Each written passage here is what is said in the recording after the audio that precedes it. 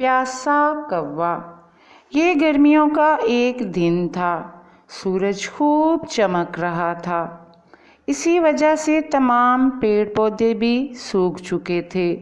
इतने में वहाँ एक उड़ता हुआ कौवा आ गया। गर्मी की वजह से उसे बहुत सख्त प्यास लगी थी। कौवा सोच रहा था कि कहीं से थोड़ा सा पानी मिल जाए।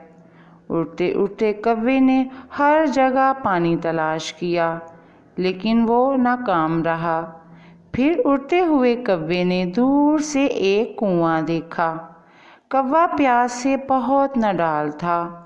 वो उड़ता हुआ उस कुएं पे जा बैठा, लेकिन कुआं तो बिल्कुल खुश्क था। कौवे ने हिम्मत ना हारी और वहाँ से भी उड़ गया।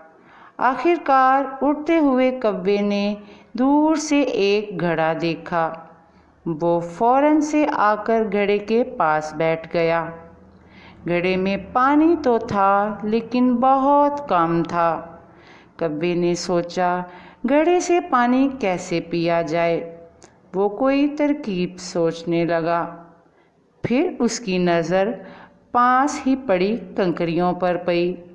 उसने सोचा, अगर मैं इन्हें पानी में डाल दूं तो पानी ऊपर आ जाएगा।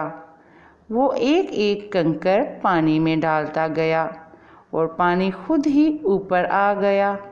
कौवा पानी देखकर बहुत खुश हुआ।